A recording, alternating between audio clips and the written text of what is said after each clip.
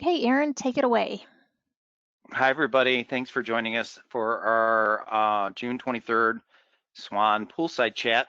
These are still listed on our SWAN support site under meetings and documents under Fireside, just so that they're all listed together. But once June hit, we decided to convert these over to a poolside. So today we're going to have quite a few of the SWAN staff participate in this overview. There's a nice deck of slides here. Those have already been posted under the meetings and documents page. Dawn already took care of that. Dawn Tortorella, our assistant director, took care of that already. So just in case you're wanting to grab things right away, they're there and ready for you. If you are wanting to interact or ask questions during the meeting, you're all muted right now, but if you raise your hand, we can be monitoring that and unmute you if you would like to speak. Otherwise, I think a lot of folks aren't really necessarily looking to speak, but certainly the last one we had, there were questions that are better maybe answered if we unmute you and talk. There's also the Q&A section, so if you send in questions, we'll have staff make sure to answer these, hopefully as we go, but definitely by the end of the meeting when we post everything, we'll post that. So our topics today, we're gonna go over what is our standard action recap. So we're gonna have Stephen Schluett address some of these issues, and we'll also have participation from Vicki Totten, Michael Zarmak, and then we'll start to round out our overview with the EBSCO group purchase, and Robin Hofstadter is going to help us out with that as well. So here's a list of all the topics. So Stephen, I'll stop right now and ask you maybe to help out here with what we're talking about, are these action recaps and reminders. Sure. So we do a little recap for every one of the poolside, fireside. These are mostly just the system configurations that have changed recently, or ones that are particularly notable that you need to watch out for. And so probably the most important is just a reminder that we're still doing local holds only, and so that those are the holds at the station library, and there will be a phase resumption starting July 7th. And so specifically, you want to look at holds placed by Chicago and non-SWAN RV profiles, and those will no longer be automatically suspended after July 7th. Also notable is that we've extended the expiration dates for patrons. These are the patrons that we've been extending their expiration dates. Those have been extended further now to September 8th. And that was, we reached out, I think it was following the previous fireside chat, to determine if there were any libraries that wanted to exempt from that. Some libraries specified a few patron profiles, but across the board, everyone was extended, with the exception of those specific patron profiles, and then also online cards. Also notable is that we have extended overdue notices. So instead of overdue notices going out after 7 days, they are now after 14 days. And this is to just cut down some of that confusion that we've seen relating to quarantine, because, obviously for libraries that are observing a 7-day quarantine, patrons might receive notices and things like that. And patrons weren't always reading to see that they can ignore the notice if they have already turned in the materials. So a few things that are just continuing. Overdue notices did start on June 9th. Courtesy and auto renewal notices started June 1st. So those reports are running, those are occurring. Suspended holds are now active. They were previously extended June 8th, but so now they are accessible, and so we were doing that kind of all along as libraries were doing curbside offerings. We were unsuspending holds, so now they're across the board. Notable also is online cards. Online only cards have an extended expiration to August 31st to give a little bit more leeway to actually verifying those patron cards. And actually, Michael is going to tackle some of our recommendations for doing that later on in the presentation. And then unfilled holds with an expiration date of March 16th through September 6th have been updated to September 7th. So we're just kind of pushing those along as well. So one thing that we want to note regarding notices and notifications, we did change the text or the language in the text notice and the email notice and the printed notice. Specifically, you want to look at that first line. The part where we're saying, please disregard this notice if you've returned your material in the past week. So this is in all of the overdue notices. Unfortunately, there are cases where folks might still overlook that. But we have updated the notices to reflect that. And once again, we're sending these out 14 days instead of what we were traditionally doing after 7 days. That's the first overdue notice. And now another thing to note is that for fine-free libraries that are blocking patrons based on the number of items that immediately become overdue, you might want to consider how long you're quarantining items. So if a patron does have items that become overdue as a result of quarantine, you might want to change some limitations, maybe push it to 14 days or something like that. So reach out to us if you do have any questions about that, or if you're seeing a lot of patrons that are getting blocked because of that and you're a fine-free library, let us know and we can work with you to change some of those limits. Restarting hold pickup notices. So this is something that, this is a new form that we are launching this week.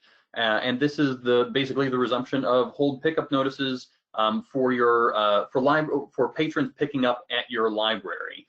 And so we're kind of doing, we're doing different Wednesday slots for this. And the earliest that we're starting is July 1st. And as a reminder, we traditionally have had 3 windows that we were running hold pickup notices, and that's 10 a.m., 2 p.m., and 6 p.m. We are now only running 2 p.m. hold pickup notices, and those are hold pickup notices across the board. So the SMS, the SVA, and email, those are all happening. So you basically have a selection of these to choose from in this form. So everyone that's listening out there, please submit a form on behalf of your library. We're expecting those forms to come in from a director or an authorized administrator, and just select your library and tell us the date that you would like to resume your hold notifications. We'll get a ticket for those, and we'll add you to a list to resume hold pickup notices on that specific date.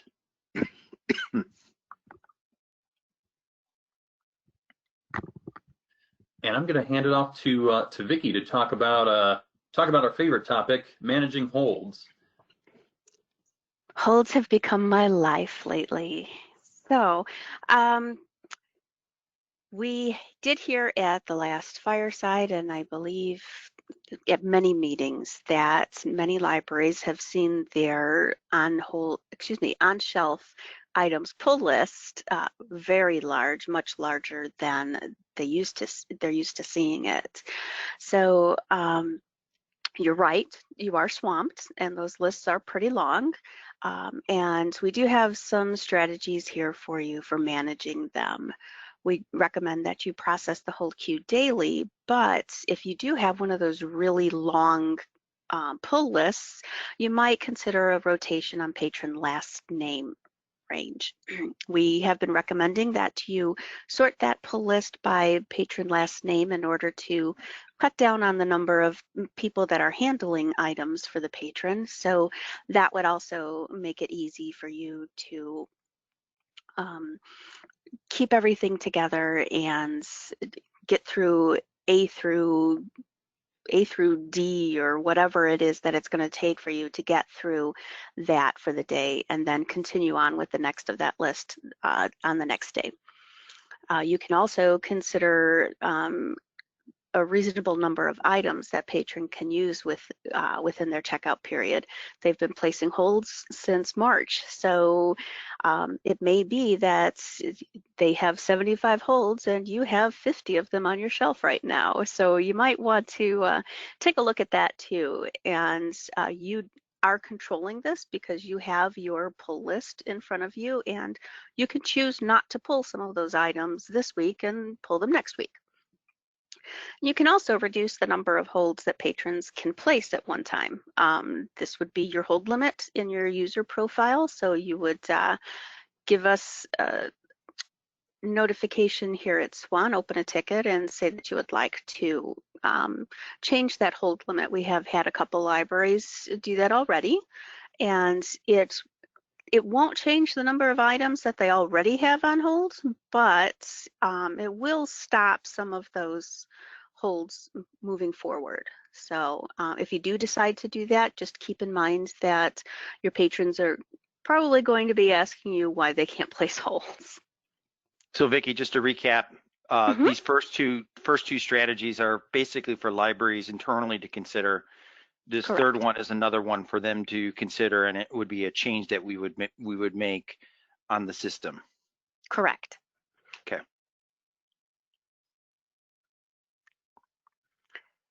So here's an example of how swamped you are. The figure on the left here is for one library. And it is showing that, yeah, there are still a lot of holds being placed. In April, not so much, but still, that's quite a lot of holds. It's almost, we're looking at 1,400 holds just for March for this one library. And so, yes, patrons were still placing holds. And then in May, look at that jump up, and June also.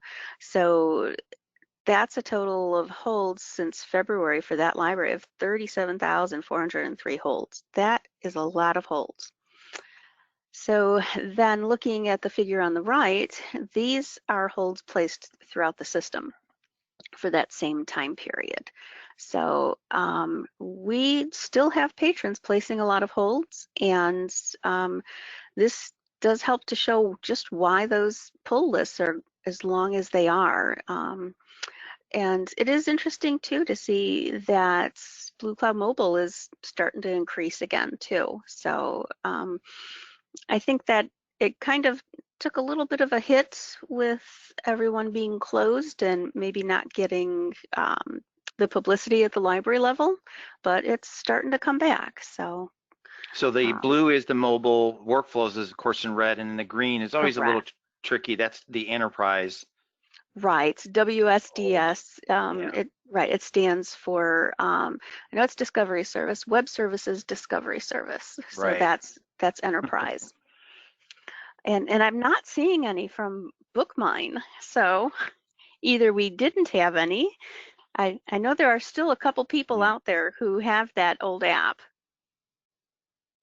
but you guys are busy. You're right. We are not questioning that. That's for sure.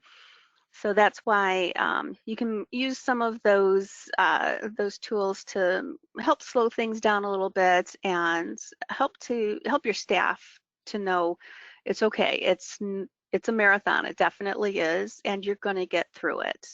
You really are, and we'll help you in any way that we can. And along those lines of helping you in any way we can, we did discuss this before and we had some libraries take advantage of it. So we just want to put it out there again for you. Some of the libraries were uncomfortable with leaving the items checked out to their patrons, and they wanted to get them cleared off of the patron's record before they quarantine the items. So we do have a quarantine in-house user, and you would use that to check your items out as you get them from your book drop, or however it is that your patrons are returning, leaving it on the table outside, or whatever method you're using for getting your material back. So you can just check them out to that user, quarantine your items, and then when quarantine is over, just check them in as you normally would. Any item that's checked out to quarantine will not appear on your holds list. And then we have the curbside in-house user that we created for holds that we're trapping as you're checking in material. We did have calls, we had tickets from libraries saying that their patrons are coming to the library because they're used to seeing, oh, I have something waiting for pickup, and whether it's in Enterprise or in the app. So they just come there, and because that's what they're used to doing. So if you want to try to avoid that as much as you can use this user to check the item out when the hold is trapped. And as soon as you do that, the messaging is gone from my account in Enterprise and also from the app. And then with those, you can either reshelve them or you can put them in a temporary location to wait for the holds list. Anything checked out to curbside will appear on your pull list. That may be a way to cut down on how many bags you have for patrons and just how it's being processed. So those items that are on hold will show up on your pull list the next day. So if you do want to use either of these users, it is something that we create those users here for you at SWAN. So just open a ticket and we will get one ready for you.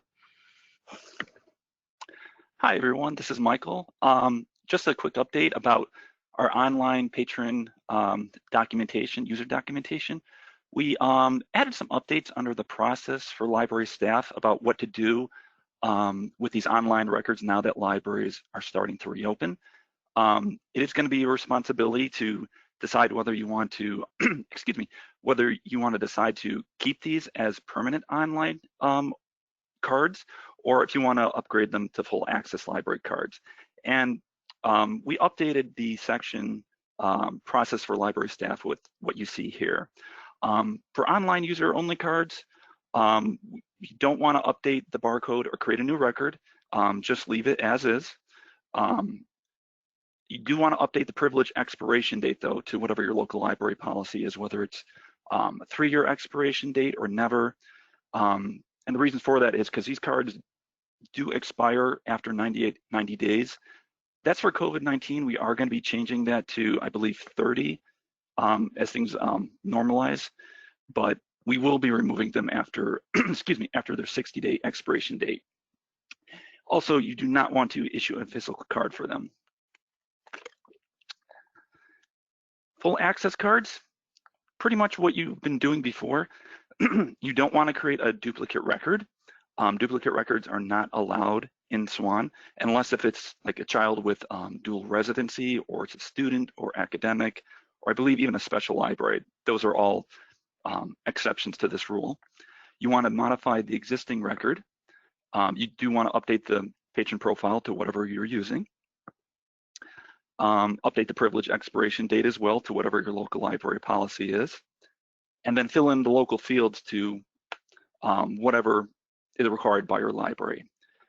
And for these cards, you can create a physical card, but we ask that you don't mail the card prior contacting the patron. And the reason for that is if you change the, taking a step back here, the online use only card, if you may recall that it gets a little bit different barcode prefix than your normal library cards. That 6-digit is what's different. It's I believe it's the number 6.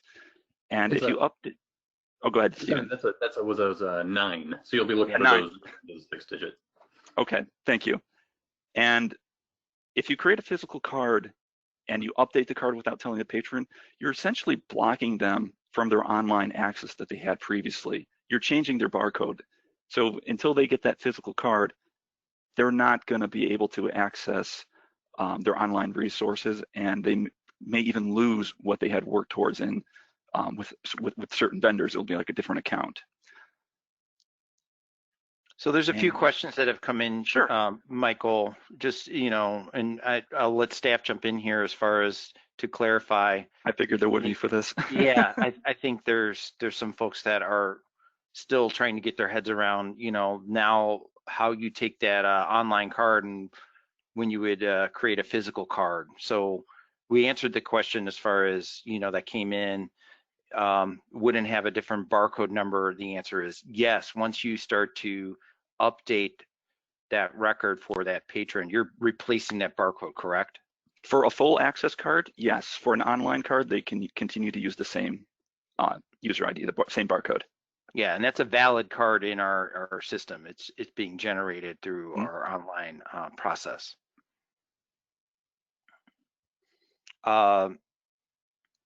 There are a few other ones that I think we can try to answer, during the meeting or afterwards. Some questions about work, using workflows. to help with the online cards that came in. I think we'll follow up after more detail after the meeting on that. Okay. And Dawn, I don't know if you're seeing anything here also that you want to call out. Yeah, just that that creation of a physical card is, we know that you have cards printed ready to send out to people, so you're not creating the physical card. You're probably using one in your stock when you make that Yeah. conversion. All right, sorry to interrupt, Michael, just trying to clarify some things. No, no, that's perfectly fine. That's all I have actually for this slide. If there's not any more questions. We have received a question in other meetings asking if this online patron registration will continue after COVID, and the answer is yes. This is a service that, you know, we plan to offer and continue to offer and make available. So that's why these updated procedures, so that when you start having people in the physical building, how do you get them to a full access card? And I believe too that we're going to be, right now they expire in 90 days. We're going to be lessening that, aren't we, to, is it 30 days, I believe? So that's just another update in FYI. We can clarify that, but it's been a while, but I believe it was 60 days after 60 days, okay. And remember, when we say expire, that's if you don't touch it. But when you touch, you have the opportunity, as soon as you get that notification that a new online patron registration has come in, and you get those daily through your reports, you can immediately convert them to an online only card, or reach out to them, start your process of getting them into a full access library card. So we're only going to be purging those that their expiration dates have not been updated. So the idea here, just to sort of bring it all together, some libraries wanted to do an online user only card. So they would review that and then make sure that that might be updated to the expiration date that they desire. They could set it to never and just allow that user to exist online, correct? Correct. And we wanted a little bit of time here. That's why we're expiring them after 60 days. Right. Gives the patron a little more time too. We don't want to like take the rug out from under them. Right.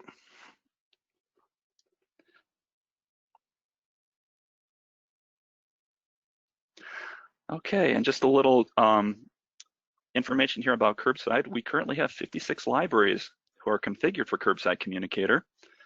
19 libraries have opted to use another method of communication for their service.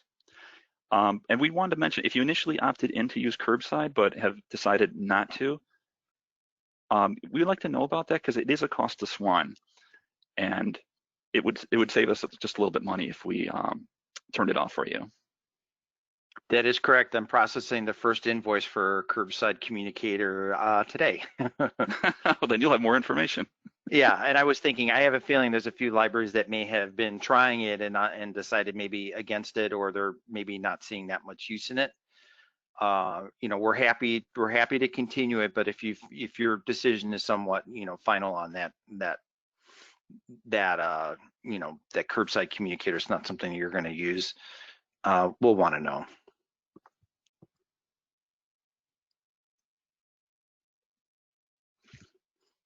And I've got one last slide.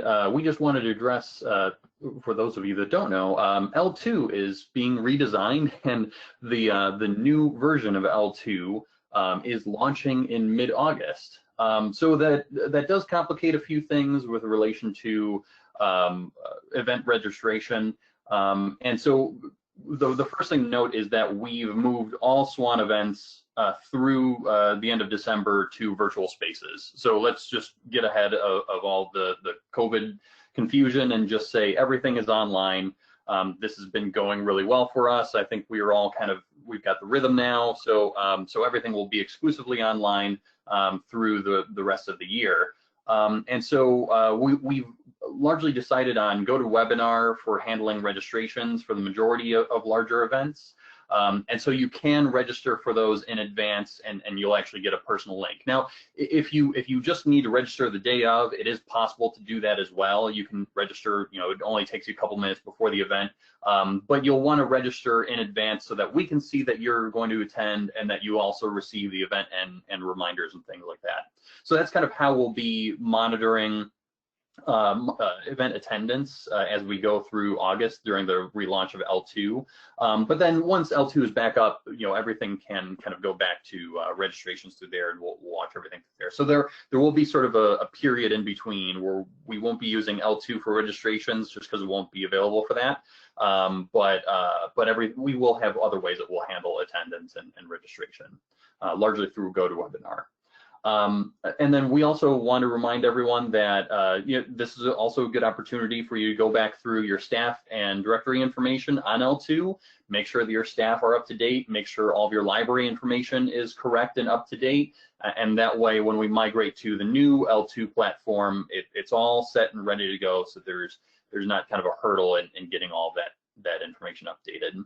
So be sure to remove any incorrect staff members or duplicate staff members or staff that may no longer be with the library, or add anyone that isn't attached to your library yet.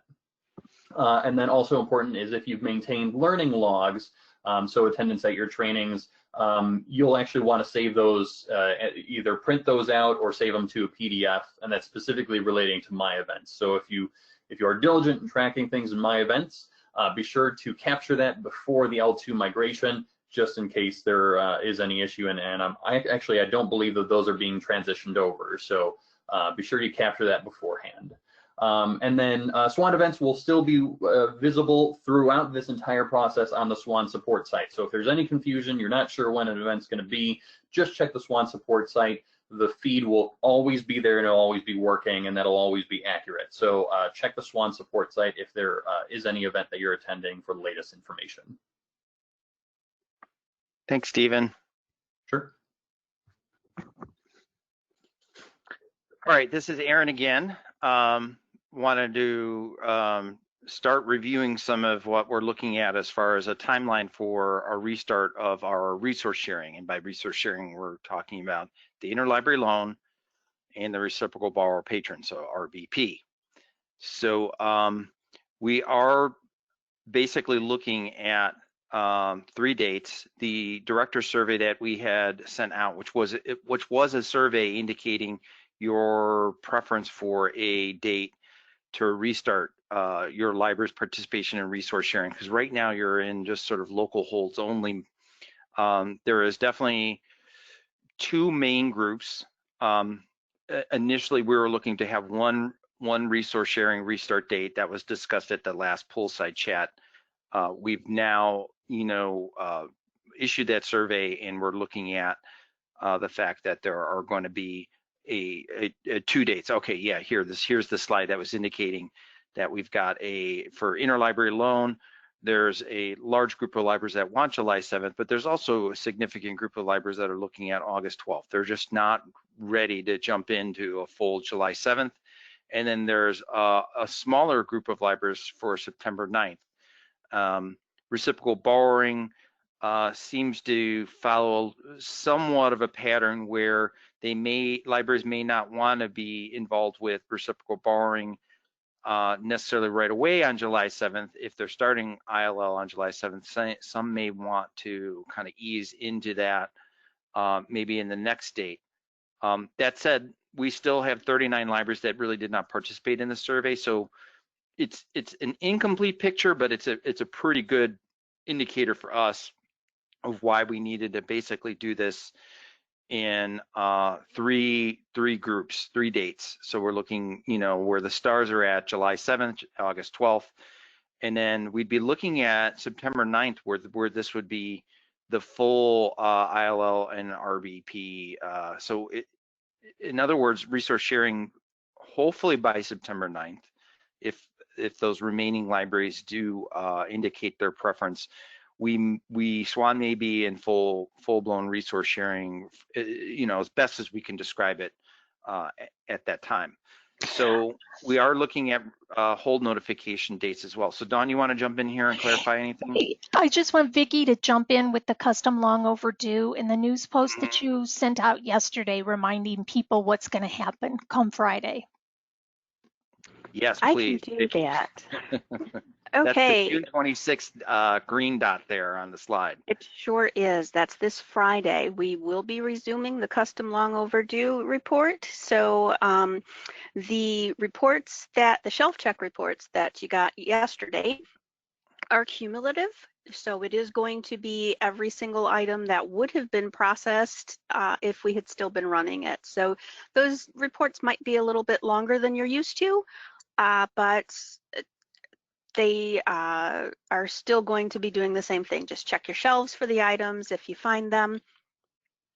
Check them in with a Find Free Discharge wizard, and you're all set.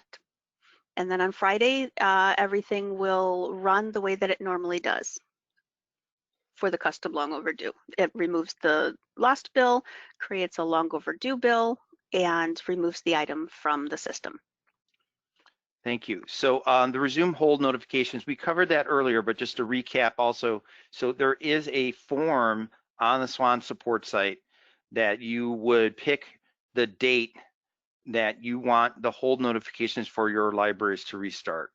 Rather than have all the large number of dates possible between July and early September, we're trying to stage this where we'll have the notifications turn on a Wednesday. Am I correct in describing it that way, Dawn and everyone? Yes. So we'll have you pick your date, and then we'll make sure we have all the libraries that need to go live for that resumption changed for that, and it'll start on that Wednesday. Anything else here we want to talk about, Dawn?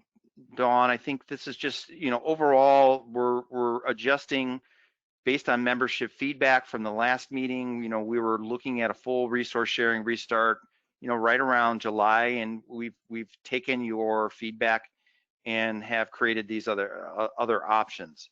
So in terms of libraries, giving a final indicator on that, I think we'll cover that as well in this presentation. The other big news is what's called the REALM study. It's also been called the Battelle study or the IMLS study. The phase 1 results were announced yesterday, and this has then affected at least the Rails recommendation, and in turn our recommendation that you are really looking at material quarantine does not really gain you much if you're going 7 days, because this virus is not detectable after 3 days of quarantine. So your internal procedures likely are going to need to take this into account. If you want to continue 7, I think that's perfectly fine if you've established that within your procedures. But obviously, you're going to be needing to, take this into account if you're wanting to process items at a much faster pace than if you have them out of commission for those 4 extra days. Dawn, anything here you wanted to add? How has this study impacted Rails recommendation, and have they made a statement on the delivery 7-day quarantine? They have updated their documents under their COVID-19 pulse page. I was just verifying that this morning. So they have taken that and updated that as well. So if you looked at those documents prior, they've now been updated. So if you were to go to the Rails website, click on their COVID-19 link, you will see that those documents for delivery have been updated, and they've noted that at the top of the document as well. So only 3 days required to send things in transit now. Correct.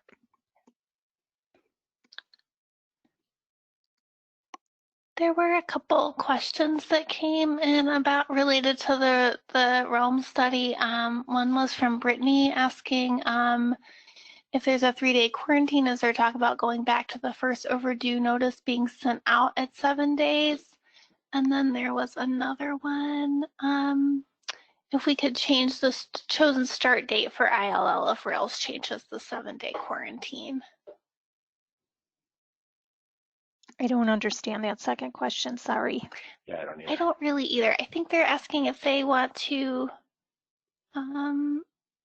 Maybe they want to change the date that they indicated on our survey yeah. because That of was- the Oh, quarantine. okay. Yeah, we will, with the data that we captured in that survey, that was a survey. It was not a request form for work. So we're going to need to turn that around in the next few days and say, these are the libraries that said they wanted July 7th. Are you all still in? Anybody else want to start July 7th? So we'll be putting that out so we get everybody lined up for July 7th. We'll do the same for August 12th, and then all of the remainders will be further out. The LOQ is a measurement of quantifiable measure, limited something quantifiable. So basically looking at that, statistically that dotted line means when you reach that point, it's no longer easily transmitted or even detected. So really we're looking at a matter of hours where things get below that quantifiable measure. But so pretty much 1 day is appearing pretty safe in the studies so far, but they're studying other things.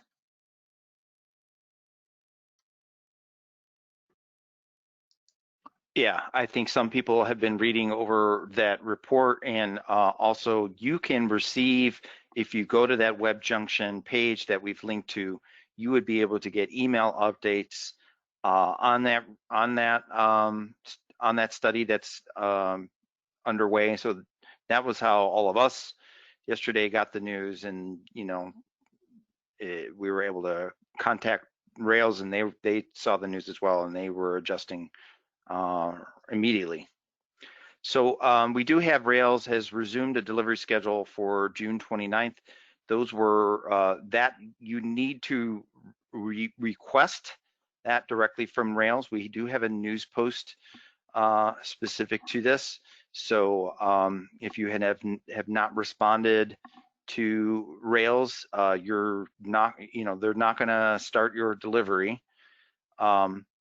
And just because you're maybe not ready for resource sharing, you probably should consider getting your delivery bins at least started. If you're sort of partially open, maybe not to the public, but for staff, there were initial bins that were picked up last week, and there was a lot of bins leaving SWAN member libraries to then be sorted and go out to member libraries. So in other words, you can get delivery going without the full resource sharing, and you would be getting more items back.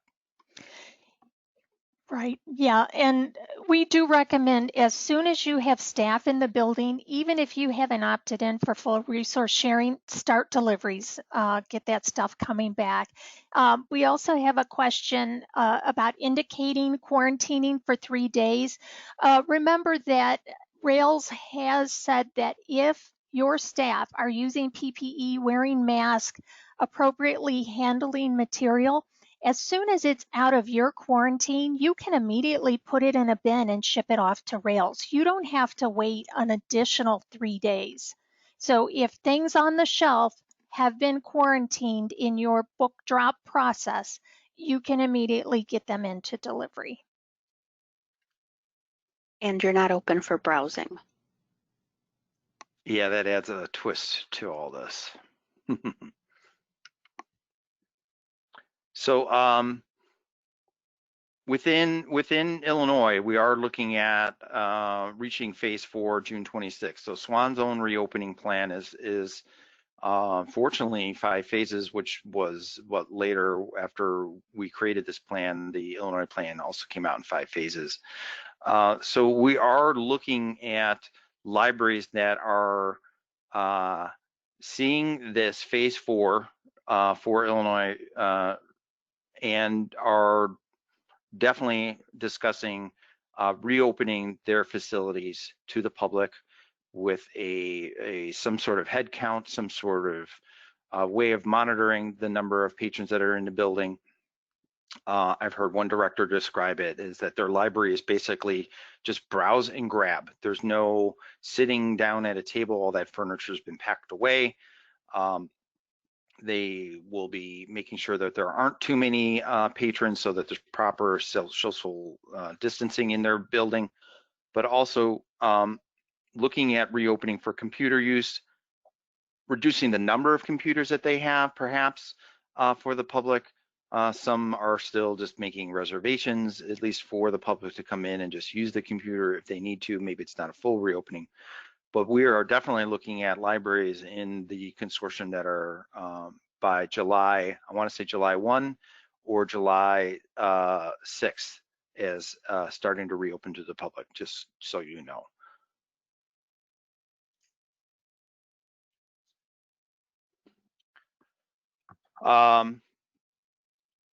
And again, this is, just part of that kind of consultation that we're going to be providing for libraries that are reopening.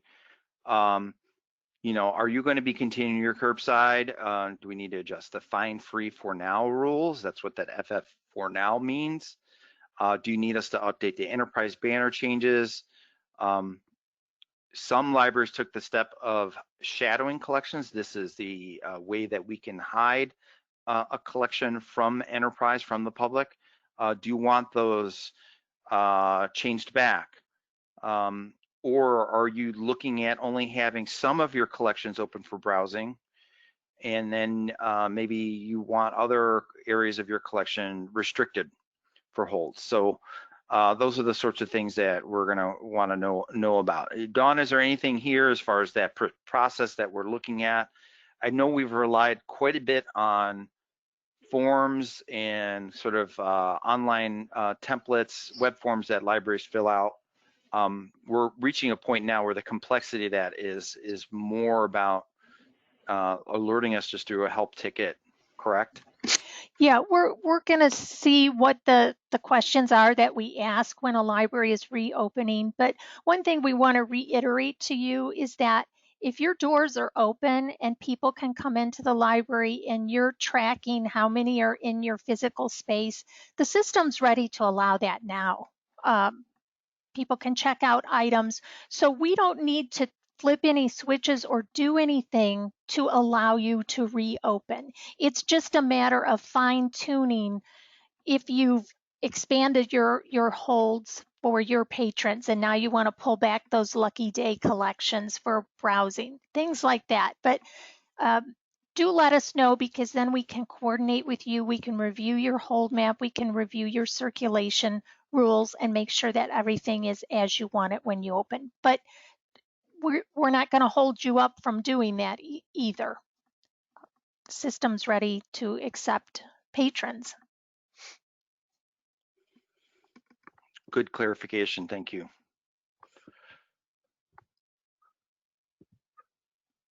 And one more update here.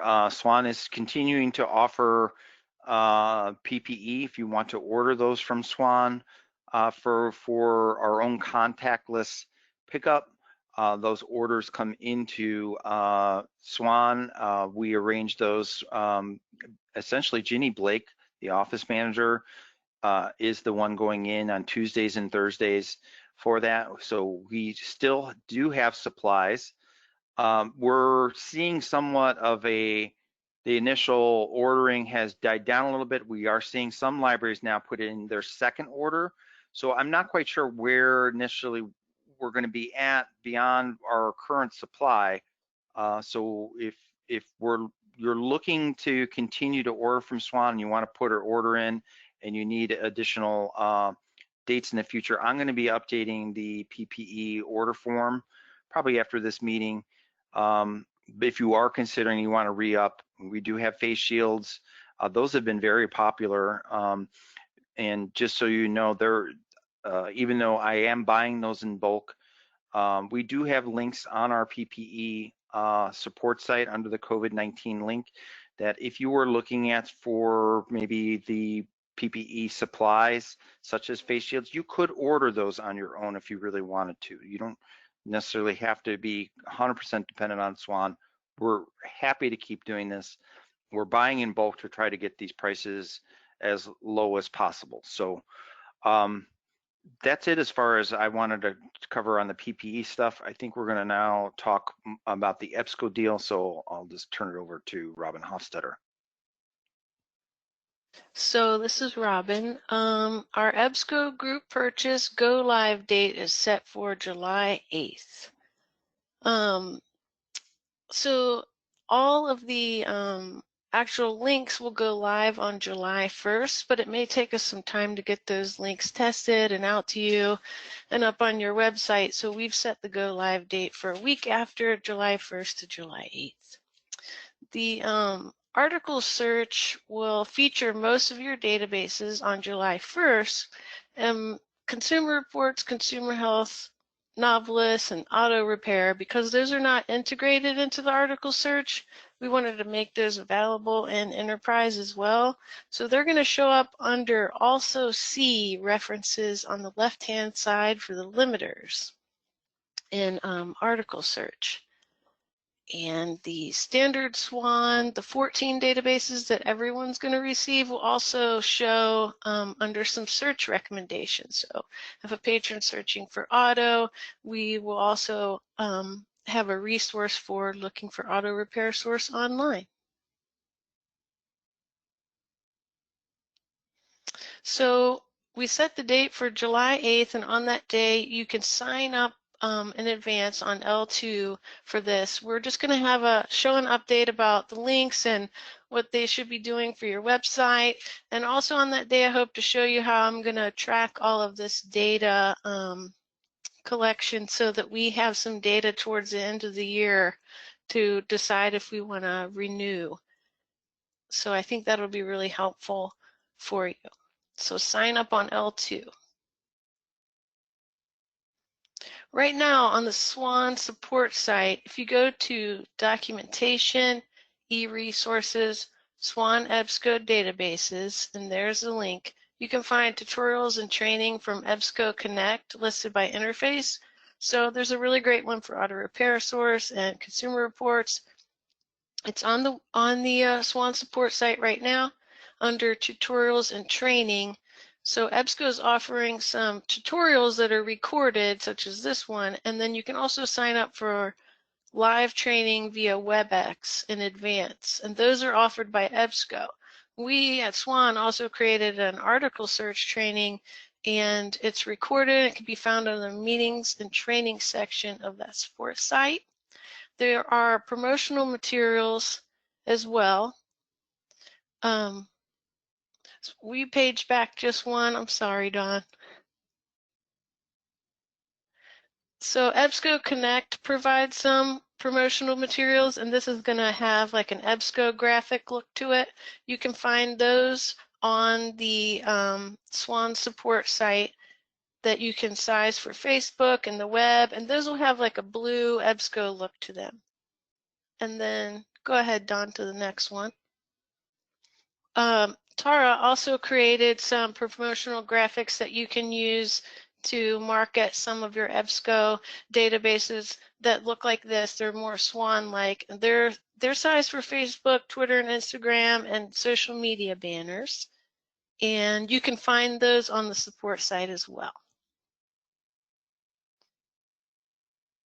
And then we also have a patron resources or a patron site available, and on that site you can find, after July 8th, hopefully by July 1st, but for sure by July 8th, you'll find links for all of your databases on this page. So if you don't have a website or somewhere or an A to Z list for your databases, you can direct your patrons to this site, and we can go over that on July 8th in our and our meeting online. But on this page, there are some good resources for article search, how to download full text, limiting the results in article search, saving, email, and printing articles, and then also every library will have every database link here. So if you're having trouble finding your link, you can always find them on this page.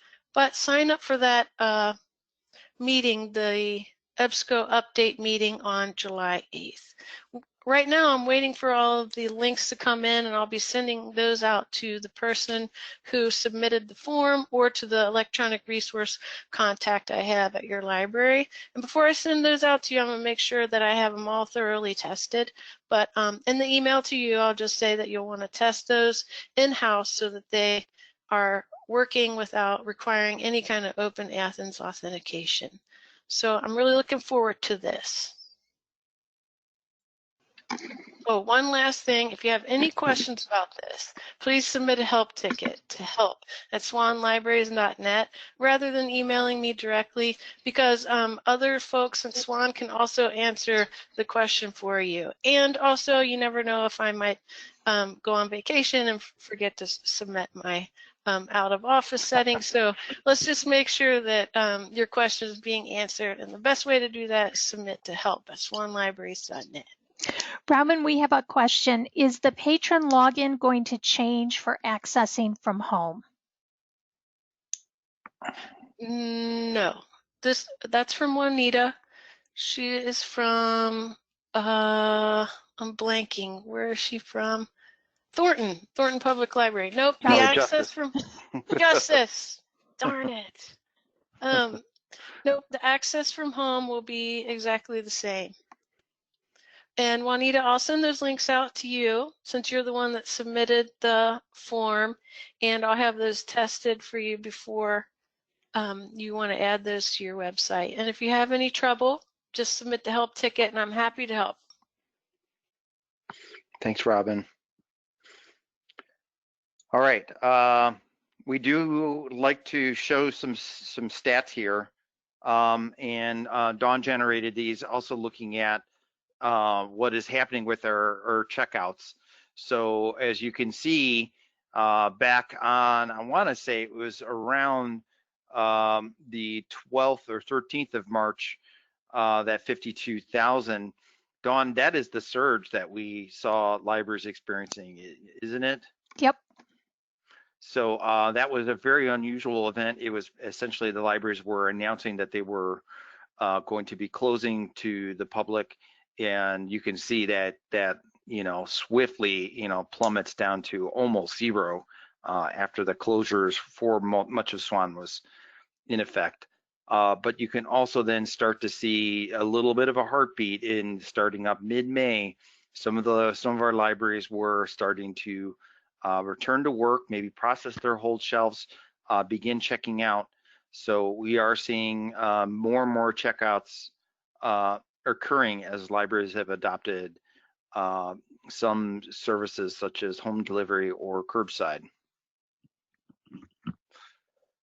Check-ins, of course, also follow a similar trend, although we'll say that libraries were probably getting in and throughout this time maybe clearing some of their items, checking in items after maybe a book drop quarantine took place. Since that last Fireside, we did have a very large spike that was probably a lot of items that had been waiting to be checked in were processed. We're seeing that come down now. Dawn, do you have any insight you think on that? Well, it was all those due dates of June 3rd and, Yeah. Patrons people returned a lot of stuff. Yes. Here's a closer view on the checkouts, Dawn, as far as what we're seeing here is, again, just sort of like a return to life within the consortium. And I thank you for excluding those weekends. They always make things dip down, so it does make the picture a little bit more clear as to what is going on here. So the check-ins are also following that pattern, but we did see that that check-in spike. Can you back it up? Did we see what the check-ins were prior to the pandemic? When things, yeah, so we normally have check-ins, what, around, it looks like at the beginning of March, around 40,000 check-ins occurring over the course of like just a single day. Yeah. So I'm trying to think where we're at as far as that goes. I think you've got some comparative numbers. Yeah, here we go. Circulation overall is as far as 20, the numbers for June 20 are in orange, and the blue are showing what we would have as far as year prior. So we're about 20% at where we normally would be, and you know, just even at that 20%, we do know some of our libraries are really kind of being pushed in terms of their ability to keep up with their curbside. It's a totally different process. So this is no slight on you all being busy. There are just the fact that the consortia is not open necessarily fully to the public. All the libraries is definitely affecting these numbers. But that's probably going to start to change over this next month of July. And it looks like we've got 2 libraries that are doing, you know, 5,000 checkouts. So we've got, looks like some of our West Side libraries, Downers Grove and Indian Prairie, are taking the prize. But that said, there are definitely a lot of other libraries that are at least over 1,000 checkouts at this stage. So we are seeing a resumption of services, and particularly over these last 2 weeks. Anything else, Dawn, you want to say about these stats? No, but you can pull any of this data. Look in that COVID folder, although I've done charts in PowerPoint to kind of highlight them. You can get that raw data from those COVID reports in the COVID folder in Blue Cloud Analytics. So just a reminder then, we're also still continuing our SWAN Expo is a web series. We continue to host presentations online. Dawn, if you can move us to the next slide. This next one we have is facilitating virtual book clubs. So I think that's an exciting one for us, considering that virtual services are going to probably be continuing, and it is very interesting to hear from anecdotally from a number of library staff through our forums or just in talking with them that online participation from the public seems to be fairly high. So it will be interesting to see if you're going to be continuing a lot of your book clubs virtually. So here we are. So this is on June 24th. Keep your eye out for that or sign up for that.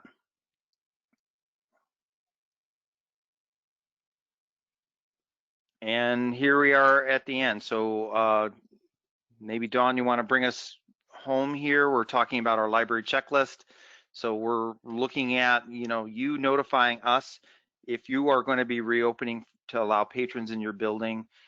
We noted within one of the prior slides is what that means as far as your library, a lot of things to consider. We got enterprise banners up. There's some things that you may have shadowed you want to maybe consider. So take all that under kind of the scope that if you are going to be looking at a limited reopening to the public to allow patrons in your building, let us know what we can do to help with those changes. Yeah, and in the past Firesides, this kind of library checklist has concentrated on our phase 3 reopening, you know, your curbside setup, all of that. Well, now with the governor's, you know, order that we're moving to phase 4, we're moving to a new phase. So now you should be looking at this page, which is the reopening plans. And at the top, we've kind of featured when Illinois moves to phase 4, what does that mean for our libraries? Restarting the hold notification, work request, Also, make sure that you're reviewing those procedures from the Illinois Department of Commerce on those Phase 4 guidelines. They have posters, they have how you prep surfaces, service areas, all of that. Certainly, if patrons are going to be in the building, you're going to need to review those and follow them. And just if you need help with PPE, you know you're going to need an ongoing supply of PPE. So procure those suppliers or work with us if you can't get suppliers. Yeah, so even though we may not be necessarily supplying you with your desk sneeze guards or things along those lines for your service counters, we do have links to providers. At least maybe one or two of them. One I definitely know for sure will custom make the size depending if you want that. So those are linked under our PPE part of our COVID-19 page. So if you're debating what reopening means and you're still trying to acquire those, we definitely have some vendors there. Okay, Dawn's bringing that up. And it's a long list here. There's quite a few things within this page for you to take a look at. So just a reminder, we put this together, you know, a couple months ago now. There's quite a few things that we've listed as far as outside of what SWAN is selling, such as the workstation guards. There you go.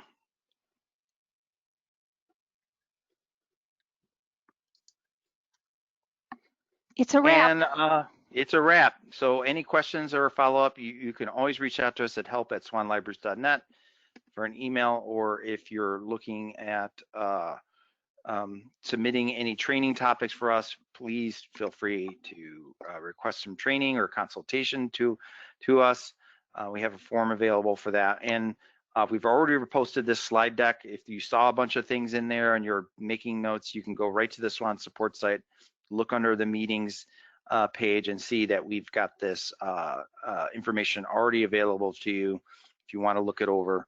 And we'll be going through the questions that have been sent in and trying to answer those, and we'll post those. What we try to do is try to get them up by the end of the day or the following day of the meeting, along with a recording of this meeting. That's it. Thank you, everybody, for joining us in the pool side. Dawn, I think if there's any comments you want to make at the end, we'll consider this meeting adjourned.